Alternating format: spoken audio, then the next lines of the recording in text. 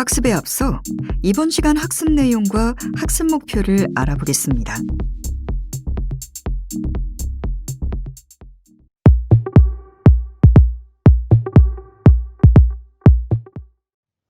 예, 블록체인을 한마디로 표현하면은 머니 오버 IP, 그러니까 인터넷으로 돈을 만들어내고 그것을 전송하는 기술이 되겠습니다. 이것은 인터넷으로 음성을 실어 나누는 현대 굉장히 널리 퍼진 기술에 이제 대비되는 기술입니다. 그 전까지 돈은 항상 중앙은행에서 찍어서 물리적으로 유통한다, 이런 개념이 있었는데, 블록체인에서는 인터넷으로 누구나 돈을 자유롭게 발행해서 그것을 전송하고 교환하는 그런 새로운 방식을 만들어낸 기술입니다. 보시는 그림을 보고 어떤 게 느껴지세요? 이것은 유발 하라리의 사피엔스라는 책에 나온 그런 그림입니다. 역사상 최초의 기록물로 알려져 있습니다. 이 기록물의 내용은 과연 뭘까요? 보리도 보이고 뭐 이렇게 보이는데, 그림을 그린 건지 무슨 건지 과연 이게 하나씩 살펴보겠습니다. 이 그림은 4대 문명의 발상지인 유프라테스 강에 살고 있는 고대 수메르인들이 기원전 3000여 년 전에 우르크시에서 인류 최초의 기록물로 남긴 것입니다. 굉장히 이제 중요한 내용을 점토판에 각인을 했다고 볼 수 있습니다. 문서의 실제적인 내용은 약 3만여 자루의 보리를 37개월에 걸쳐서 이제 쿠심이라고 하는 회계사가 받았다 하는 내용입니다. 아이러니하게도 인류 최초의 기록은 뭐 시나 전설, 그런 우아한 내용이 아니고 금융 기록입니다. 그러니까 이제 그 당시에도 세금 징수 같은 것은 상당히 중요한 일이었는데, 이 세금을 냈다 또는 받았다 하는 영수증이 있어야 증빙이 되는 거고, 이런 것들을 저런 문서 형태로 새겨놓은 거죠. 처음에는 이제 사람의 이제 기억에 의존을 했겠지만, 사람의 기억이라는 것은 항상 변화하기 쉽고 서로 주장이 다르기 때문에 저런 문서화 시켰다 했다는 것을 알 수 있고요. 이것이 이제 블록체인과 그러면 어떤 점에서 유사할까? 인류 최초의 기록물은, 이것은 이제 모두가 볼 수 있지만은 위비원조는 대단히 어려운 거죠. 다 각인을 해놨기 때문에 남들이 보는 데서 이걸 고치기가 상당히 어렵습니다. 블록체인과의 이제 차이점은, 블록체인은 점토판에 각인하지 않고 우리가 지금 널리 사용하고 있는 컴퓨터의 이제 하드 디스크에 하나씩 기록했다, 이 점이 다르겠습니다. 보시는 그림은 어떤 원시인들이, 고대 우리 인류들이 뭔가 이제 그 돌처럼 생긴 거를 메고 이렇게 다니고 있습니다. 이게 뭘까요? 이것이 바로 최초의 돈이라고 볼 수 있는 스톤머니입니다. 이 스톤머니는 물물 교환이라는 게, 우리가 이제 물건을 교환하는 건데, 이게 불편이 많이 따랐죠. 그리고 이제 거래 수단이 생겼는데, 이 거래 수단으로 지역별 화폐가 등장합니다. 동전처럼 보이는 저 스톤머니는 세상에서 가장 큰 돈이라고 볼 수 있습니다. 팔라우 지역에 있는 얍이라는 곳에서 약 6천여 개가 있습니다. 작게는 의자처럼 이렇게 이제 의자 정도 크기부터 조금 크게는 사람의 키까지 이렇게 다양한 크기가 있습니다. 저 돈의 가치는 우리가 이제 상식적으로 생각할 수 있는 거하고 일치하는데요. 이제 바로 돌을 가져오는 시간, 구하는 데 걸리는 시간이겠죠. 그리고 운반하는 시간, 이런 것들의 노력에 의해서 이제 가치가 이제 매겨지게 됩니다. 어디에 사용을 했냐면 주로 집과 땅의 거래에 이것이 활용됐습니다. 처음에는 저것들을 구하기가 쉬웠을 테니까 구해가지고 와서 실제 거래한 다음에 이제 자기 집에다 그걸 가져다 그렇게 보관을 했는데, 점차 이제 큰 돌들을 구하기가 힘들어지면서 구하는 것 자체도 바닷속까지 들어가서 저것을 채굴을 했죠. 구한 겁니다. 그러고 갖고 오기 힘들기 때문에 그 바닷속에 있는 돌이 누구 거로, 처음 발견한 사람 누구 거라는 거를 동네 사람 모두가 알기 때문에 이것이 이제 점차적으로 이동하지 않고 누구 거라는 걸 서로 인지한 상태에서 이제 거래가 이루어지는 등 점점 발전해 나갔습니다. 보시는 금화는 바로 그 진짜 우리가 생각하는 화폐 그 효시 같은 건데요.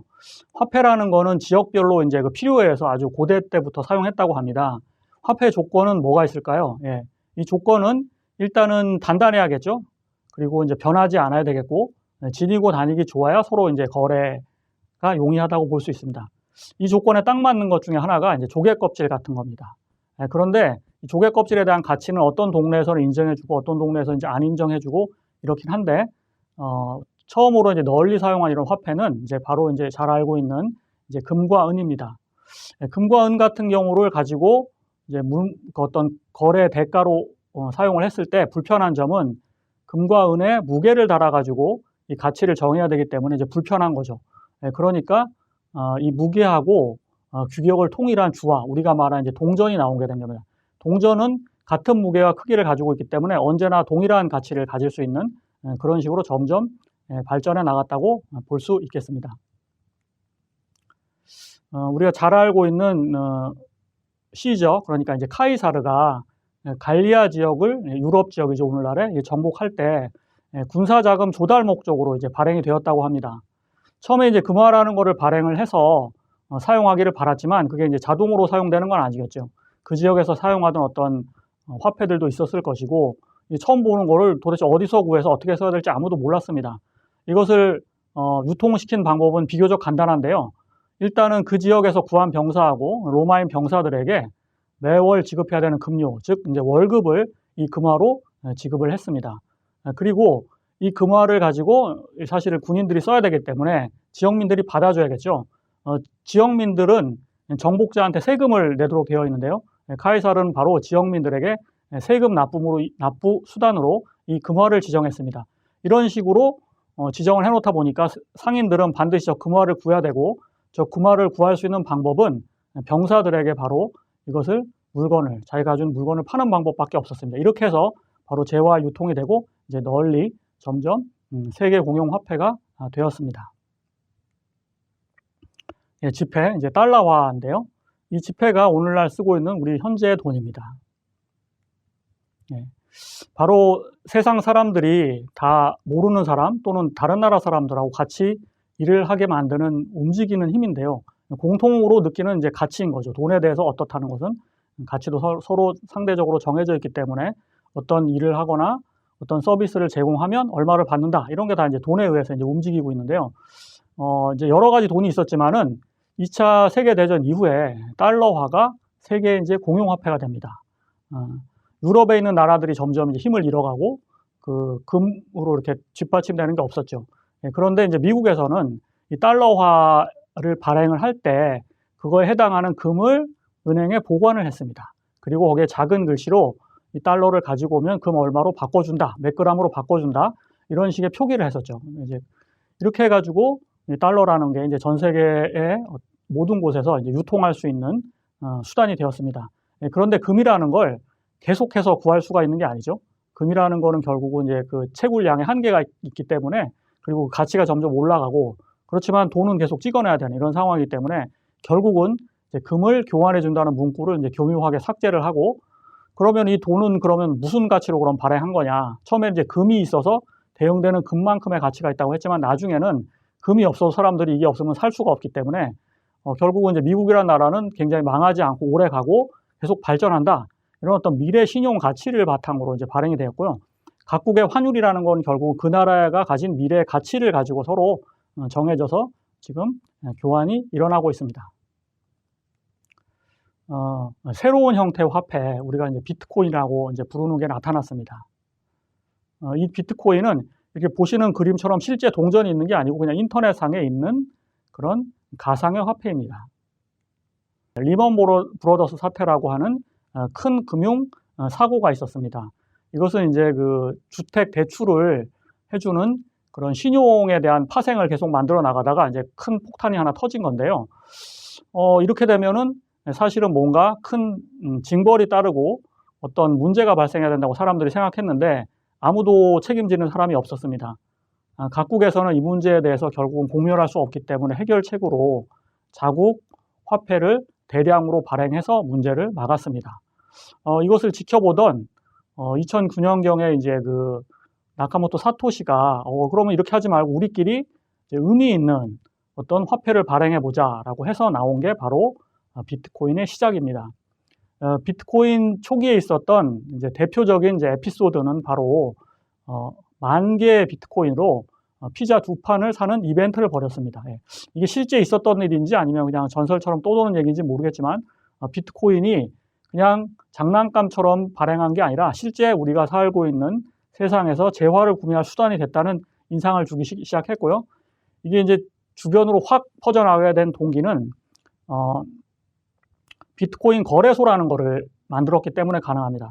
초기에 비트코인이 이제 만들어졌는데 어떻게 구하고 어디서 구하는지 극소수만 알고 있었던 거죠. 그 그룹에 참여했던 컴퓨터 해커 집단만 알고 있었는데 이게 아니라 이게 이제 점점 퍼져나가니까 인터넷상에서 이제 암거래를 하는 실크로드라고 하는 사이트가 있었는데 거기서는 정부의 감시를 받는 걸 대단히 싫어했기 때문에 사람들이 비트코인으로 거래하자라는 제안이 들어왔고 그럼 비트코인을 구해야 되니까 비트코인을 어디서 구하지?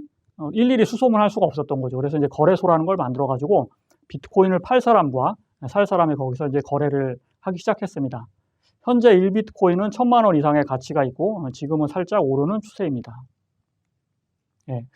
비트코인의 그 가치는 바로 자유에 있습니다. 자유, 예, 익명성. 그러니까 우리가 누구한테 돈을 보내게 되면 인터넷상으로 각국에 있는 은행의 계좌를 만들고 반드시 누가 누구에게 얼마를 보냈다는 기록이 남고 그 기록에 의해서 각종 세금이라든가 뭐 이제 개입을 받게 되는 거죠. 이제 근데 이런 거를 굉장히 싫어하는 집단이 있어요. 이제 이것은 이제 자유주의자도 그렇긴 한데 우선 1차적으로는 해커들 같은 경우에 무슨 바이러스를 심어 놓고 그 바이러스를 해제하려면 돈을 보내라. 돈을 보내는데 대신에 중앙은행을 통해서 보내게 되면 그것이 추적당하는 것도 있고 또 계좌 동결 같은 거를 하게 되기 때문에 비트코인 내 주소를 좀 복잡하지만 알려주면 이제 보내게 된 거죠. 또 무기 거래 이런 데서 이제 사용하게 된 겁니다. 그러면 이제 어떻게 하는 거냐 하면 해커한테 필요한 비트코인을 보내기 위해서는 거래소에서 현금을 주고 사고 해커는 받은 비트코인을 또 거래소에서 또 현금으로 바꾸는 그러니까 누군지는 모르는 이런 그 거래가 이루어지기 때문에 이것이 활발하게 이제 퍼져나가기 시작했고요. 처음에 이제 음성적으로 퍼져나가게 된 겁니다. 그 다음으로는 중국이나 러시아 같은 이런 국가에서는 그 자국의 화폐를 외부로 이동해 가는 것이 굉장히 어렵습니다. 예, 굉장히 어렵습니다. 국가의 통제를 받는 거죠. 그걸 물려주는 것도 굉장히 어려운 거고요. 외화 반출이라는 건 너무나 어렵습니다. 달러를 구하고. 예, 그런데 비트코인이라는 걸 사가지고 뭔가 그 보유하고 있으면은 그냥 USB 같은데 암호화폐 키 그러니까 이제 비밀번호가 저장된 어떤 그 숫자 문자의 열인데 그것만 있으면 어느 나라에 가서든지 이걸 찾아서 또 환전소 가면은 돈으로 바꿀 수 있으니까 굉장히 그 자유롭게 국경 없이 돈을 이동시킬 수 있다는 점을 이제 발견해 가지고 그러면은 결국 수요가 이제 폭증을 하니까 이 비트코인의 가치가 올라가게 됐습니다.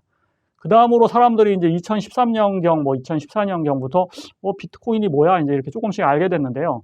저거를 바라보는 수단이 이제 금처럼 디지털 골드, 디지털 시대에 이제 황금이다 이렇게 생각을 해가지고 투기 수요가 일어나게 됩니다. 뭐 투자라고 표현할 수도 있는데 지금은 이제 투기라고 표현을 많이 하고 있죠. 사두면 돈 된다. 그래서 이것이 폭발적으로 늘어나게 됐고요. 나중에는 파생된 암호화폐, 이 비트코인을 쫓아가지고 나온 수많은 암호화폐들이 있는데 예를 들면 한 2,000종 이상 있다고 볼 수 있겠습니다. 2,000종들이 다 발행할 때 비트코인을 기축통화로 활용합니다. 달러화를 기축통화로 해서 전 세계 그 각종 화폐들이 거래되는 거하고 동일하게 지금은 모든 암호화폐들은 비트코인에 기반한 가치를 두고 발행을 해서 운영이 되고 있는 실태입니다. 그러므로 비트코인이 실제 가치가 있든 없든 간에 수요와 공급의 법칙에 의해서 비트코인 앞으로도 사라질 가능성은 거의 없다고 볼 수 있겠습니다. 이것은 민간에서 발행한 화폐로 이제 미래 가상현실이 지배하는 인터넷 세상에서는 현금 같은 역할을 하게 됩니다. 우리가 현금을 주고받을 때 그 사람 누구고 직업이 뭐고 뭐 은행에 계좌 만들라는 얘기 안 하잖아요. 그냥 서비스 받으면 바로 줄 수 있는 거죠. 그런데 인터넷상에서는 그렇게 줄 수가 없잖아요. 근데 이제 비트코인 같은 경우는 이제 그게 가능하게 하는 거예요. 지갑 주소를 물어보고 그걸로 송금하면 그냥 끝납니다. 누군지 물어볼 필요도 없는 거예요. 자유를 주었다가 가장 중요한 점이라는 것입니다. 현재 돈의 문제점 때문에 사실 이런 게 나온 건데 아까 이제 신용 문제도 있었지만은 사실은 이제 현금이 좀 불편하다는 점이 있어요. 이게 어떤 게 불편하냐면 이제 보관이 불편합니다. 큰 돈을 보관할 때 우리가 불편하죠. 큰 돈을 보관하고 있으면 우리 불안합니다. 도둑이 들어서 이거를 훔쳐가면 어떡하지? 뭐 이런 이제 불안이 이제 상당히 이제 가중된다고 볼 수 있겠습니다. 그 다음으로는 지불이 불편한데요. 이것을 현금을 가지고 멀리 떨어진 사람에게 주려면은 우리가 이거를 직접 이동해서 직접 전달을 해야 되는 거죠. 예, 그리고 큰 돈이면은 뭐 007 가방이라든가 이런 큰 보관할 수 있는 케이스에 넣어서 가지고 다녀야 되기 때문에 상당히 지불 불편이 따르게 됩니다. 네, 이런 문제점 때문에 어떻게 보면은 이제 비트코인 같이 가상의 돈을 찍어내는 그런 움직임도 있지만 현재의 돈 자체를 종이 화폐로 발행하지 않고 인터넷 시대에 맞게 디지털 머니로 바꿔보자 이런 시도들을 많이 하고 있는데요. 이런 것들을 뭐 민간에서 하는 것 움직임도 있지만은 이제 민간은 뭐 비트코인이라든가 아니면 페이스북에서 발행하는 그런 코인들도 이제 나올 텐데요. 그런 거 말고 실제 각국의 중앙은행에서 발행을 검토 중입니다. 아주 진지하게 검토 중이고 제 생각에는 뭐 향후 몇 년 안에 조금씩 도입이 이제 될 것 같습니다. 예를 들어서 미국, 영국 등이 이제 아주 주도적으로 이런 화폐 검토를 하고 있고 한국은행에서 검토를 하는 것으로 알고 있습니다. 특히 이제 중국 같은 경우가 현재 이제 미국과의 그 무역 전쟁에서 본인들이 가장 이제 아쉬워하는 부분이 뭐냐면 미국이 세계 경제 그 기축 통화인 달러화를 가지고 있기 때문에 항상 경제 전쟁을 했을 때 이길 확률이 굉장히 떨어지게 됩니다.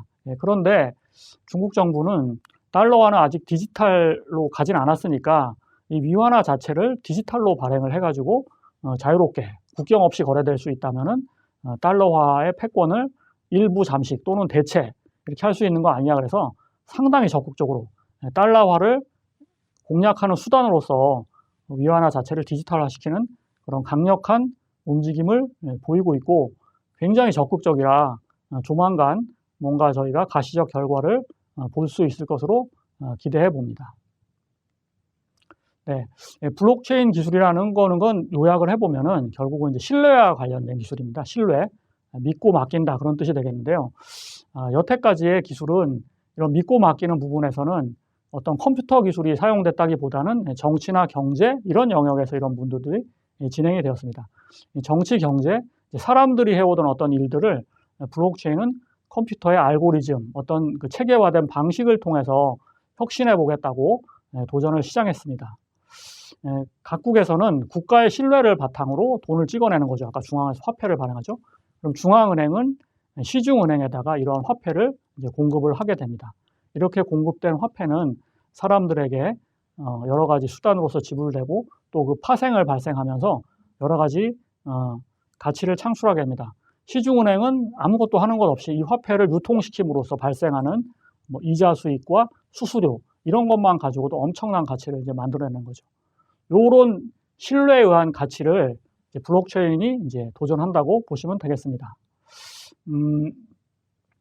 그 아까 보셨던 방금 말씀드렸던 중앙은행에서 발행한 그런 어떤 경제 체계를 우리가 이제 중앙 신뢰 체계라고 한다면 이것은 결국은 거기에 있는 참여자 이제 우리 국가에 소속되는 국민들이 중앙기관 그러니까 국가를 믿고 이렇게 하는 거고 국가에서 발행하는 걸 무조건 다 이제 믿어야 되는 거죠.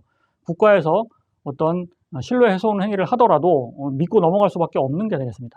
그게 아니라 블록체인을 바탕으로 한 비트코인 같은 이제 분산 신뢰 기술이 나오게 되면은 누구 특정한 어떤 세력을 탁 믿고 거기에서 이제 거래가 이루어지는 게 아니고요. 참여자 모두가 신뢰의 주체가 됩니다. 블록체인이라는 걸 이렇게 참여자 모두가 신뢰의 주체가 되는 분산 신뢰 모델을 최초로 비즈니스에 도입한 케이스입니다. 좀 빗대어 설명하자면은 중앙은행에 해당하는 것이 바로 중앙은행에 해당하는 것이 바로 그 비트코인 재단이 되겠고요. 거기서 이제 컴퓨터를 이용해서 그 발행하는 규칙들을 만들어서 다 이제 배포를 하게 됩니다. 그리고 그것을 유통하는 시중 은행에 해당한 것은 이제 마이닝 업자라고 이것을 채굴해서 검사하고 유통해주는 역할을 하는 컴퓨터 사업자들이 있습니다. 조금 더 설명을 드리면은 화폐 발행에 해당하는 것은 이제 컴퓨터 알고리즘에 의해서 이제 생성이 됐다는 거고요. 현재는 15분마다 6.25 비트코인이 이제 발행됩니다. 6.25 비트코인이면은 뭐 7천만 원인 거죠. 15분마다 하나씩 10천만 원어치가 이제 발행이 되는 거고요. 이것은 원래는 50 비트코인이 발행됐습니다. 이제 그런데 4년마다 반감기가 있어가지고 반감기는 이제 반씩 줄어든다는 거죠. 2010년경에 이제 처음 발행할 때는 50 비트코인, 15분마다 50 비트코인 나왔는데 그 다음에는 25 비트코인, 12.5 이렇게 줄이는 이유는 뭐냐 하면은 가치를 보존해 나가겠다는 거죠. 마구 찍어내는 게 아니라 결국에 소멸되기 때문에 그래서 이제 사람들이 이게 다 채굴되고 나면은 이게 없는 거네 이렇게 되기 때문에 금처럼 가치가 올라간다 이렇게 이제 보는 거죠. 마구 찍어내지 않겠다라고 한 것입니다. 블록체인 장부라는 게 만들어지고 이 장부에 의한 상호 검증이 있는데 이것은 뒤에서 설명드리겠습니다.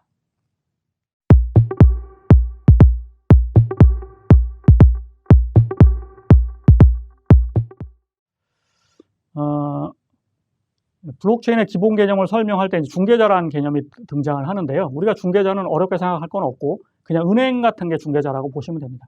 철수하고 영희가 서로 송금을 할 때 직접 만나서 송금하는 게 아니면 은행에 있는 데이터베이스의 장부에서 철수가 영희에게 100원을 보냈다 하면 철수의 잔고에서 100원을 빼고 영희의 잔고에 100원을 더하는 이런 방식으로 이제 전송을 해야 됩니다.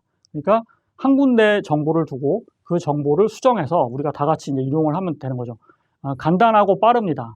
그런데 저 중개자가 저 거래를 이어주는 것을 대가로 우리에게 간섭을 하거나 세금을 매기거나 이렇게 이제 불편한 사항들이 발생하기 때문에 분산 신뢰 개념인 블록체인이 등장하게 되는데요. 블록체인에서 이제 어떻게 하는지 좀 간단하게 설명을 드려보면 일단 중개자가 없습니다. 중개자가 없다는 거는 누구도 딱 믿을 만한 하나의 장부를 가지고 하지 않고 철수, 영희 두 사람 모두 그 기록을 함께 가지고 있는 것입니다. 함께 가지고 있을 때 이게 어떻게 연결이 되냐 하면 처음에 트랜잭션이라는 철수와 영희가 100원을 보낸다는 걸 정의해 갖고요. 이제 전송을 합니다. 영희한테 전송을 하면은 영희가 철수가 진짜 100원인지 확인 같은 걸 해보는 거예요. 이걸 이제 트랜잭션 검증, 거래 검증이라고 하고요. 이런 거래들을 모아서 블록체인 장부를 만들게 됩니다. 블록을 만들게 되죠. 그리고 그 블록을 인터넷상에 뿌리면은 검증을 하고 검증된 블록을 연결하는 이런 과정을 거치는 게 기본적인 순서입니다. 중개자가 있는 기존의 방식은 이제 빠르고 효율적이지만 중개자에 의한 감시와 통제가 큰 문제로 발생합니다. 중개자가 없는 블록체인은 느리지만 참여자들의 민주주의 방식에 의한 합의에 의해서 이런 거래가 이루어진다는 것이 큰 특징입니다. 보시는 그림에서 의미하는 것은 결국은 이제 블록체인이라는 게 모든 참여자들이 장부를 다 보관하고 있다 이런 뜻입니다. 제가 예를 들어서 한번 설명드려 보겠습니다. 우리가 식당에 외상으로 밥을 먹는다. 그게 이제 제일 상단에 있는 기관인데요. 거기에 이제 외상 장부를 하나 보관을 하고 밥을 먹을 때마다 외상 장부에서 밥 먹은 숫자를 기록합니다. 20번 먹었다, 뭐 10번 먹었다, 15번 먹었다. 보통 때는 문제가 없죠. 그런데 어느 순간에 제가 25번 밥을 먹었다고 사장님께서 말씀을 하시는 거죠. 근데 저는 들어봤을 때 이상하다. 이번 달에 그렇게 많이 안 먹은 것 같은데 하면서 사장님 기록만 믿지 말고 나도 기록하자. 밥 먹을 때마다 이렇게 적는 거죠. 그러면 훨씬 더 상호 체크가 되겠죠. 그런데 이 두 사람은 이해 당사자이기 때문에 상호의 이익에 의해서 사장님은 실제로는 20번 먹었는데 25번 먹었다고 할 수 있고 또 이 식당을 찾아갔던 손님 입장에서는 15번 먹었다고 주장하게 됩니다. 이래 갖고는 이제 문제가 안 풀리기 때문에 블록체인에서는 무조건 믿어야 되는 하나의 기록이 있는 게 아니다. 그러면 각자 기록을 가지고 있는데 둘만 갖고는 안 되기 때문에 참여자 수를 늘리게 됩니다. 그래서 생각해 볼 수 있는 게 이 식당에 오는 다른 손님들한테도 내가 식당에 온 사실을 알리고 이 사람들이 자기 장부에 이제 기록을 해줍니다. 기록하는 대가를 조금씩 받을 수가 있겠죠. 그리고 이 사람들도 마찬가지로 자기가 할 때 또 다른 사람들한테 알려서 상호 간의 정보를 다 같이 공유하면서 맞는지 틀린지 확인을 해줍니다. 그래서 사장님이 25번이라고 했는데 다른 여기 참여하신 모든 분들이 25번이 아니고 이번 15번이 맞다 그러면 15번이 맞는 다수결에 의한 합의 방식이 있습니다. 이것은 무엇과 유사하냐면 누군가 카톡을 보낸 기록들이 있는데 그것을 조작을 한다는 게 만약에 컴퓨터 서버가 하나만 있다면 그 조작이 가능하겠지만 대부분 경우에는 아주 중요한 카톡 메시지는 여기 단톡방에 있던 모든 사람들이 다 가지고 있고 또 그것을 캡처해서 보관을 해둘 수가 있습니다. 그렇게 되면 절대 이제 위변조가 일어날 수 없죠. 동일한 내용을 모든 사람들이 보관하고 있다. 이게 이제 포인트입니다. 이 블록체인에 있는 장부는 이제 보시는 그림에서처럼 연결이 되어 있습니다. 연결. 체인에 의해서 연결이 되어 있는 거죠. 그리고 이것들은 누구나 볼 수 있지만 누구도 조작할 수 없는 장부입니다. 볼 수 있지만 조작할 수 없다는 게 블록체인의 가장 큰 장점이 되겠습니다. 블록체인이라 하면 이제 블록과 체인을 의미하는데요. 블록은 장부를 보관하는 이제 단위가 되겠고, 그리고 그 체인은 장부를 연결한 하나의 그 연결 고리가 되겠습니다. 이제 하나씩 보시면은 결국은 이제 블록이라는 거는 우리가 이제 장부라고 했을 때, 장부라는 건 여러 페이지로 된 거잖아요. 공책에 하나의 페이지가 우리가 블록이라고 볼 수 있습니다. 그렇다면 공책의 한 페이지에 있는 한 줄은 무엇일까요? 그것은 바로 거래 기록을 의미하게 됩니다. 철수, 송금인이 영이 돈 받는 수취인한테 얼마를 보냈다. 그리고 거기에다가 도장 찍는 디지털 사인이라고 하는 부분, 여기까지 넣어서 한 줄 한 줄 들어있는 거죠. 그래서 공책이 있는데 그 공책이 줄이 100줄이다. 그럼 이제 100개의 거래가 한 번에 담겨서 이제 블록에 보관이 됩니다. 네. 그런데 왜 이거를 체인으로 연결하느냐? 그것은 바로 위변조의 가능인데요. 체인이라고 하면 이전 장부의 해시값은 이제 디지털 지문에 해당이 되는데요. 그거를 조금만 고치면 이 지문이 딱 바뀌기 때문에 위조됐다는 걸 우리가 이제 바로 알 수 있습니다. 그래서 이거를 체인으로 다 연결했다는 것은 무엇을 의미하냐면은 하나의 장부를 위조했을 때 그 장부의 이전 해시값들을 보관하고 있는 것에 의해서 결국은 다 쫓아가면서 그걸 고쳐주지 않으면은 금방 조작됐다는 걸 알 수 있겠습니다. 기술적으로는 6개 이상의 블록이 만들어져서 연결이 되었을 때 현재 컴퓨터의 어떤 성능으로는 조작이 불가능하다라고 판정이 됐습니다. 그런데 이 블록을 새롭게 만드는 행위 있죠? 이것을 우리가 이제 채굴, 이제 영어로 하면 이제 마이닝이 되겠는데요. 이걸 캔다라는 뜻이 마이닝입니다. 새로운 블록을 만들어내는 것은 결국 무엇을 의미하는 거냐면 블록 만든다는 것 자체가 결국 이제 화폐 발행과 동일한 효과이고, 참여자는 이것을 자기가 번호를 하나씩 넣어서 당첨되는 복권 당첨, 로또와 비슷한 과정을 거쳐서 채굴이 됩니다. 이제 비트코인에서는 이제 15분 주기가 되는 거, 이렇게 돈이 만들어지는 그 채굴을 통한 블록이 생성되면 이것들을 쭉 연결하고 이것들이 이제 모두 공유되기 때문에 우리가 안전하게 서로 중앙에 중개자 없이 관리할 수 있다. 이게 이제 블록체인의 가장 큰 개념적 이해라고 볼 수 있겠습니다.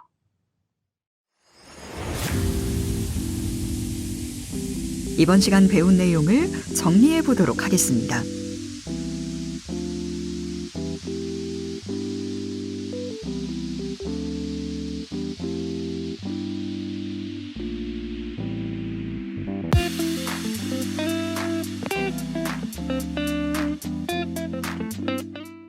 블록체인 기술 이해 및 필요성에 대한 학습을 마치시겠습니다.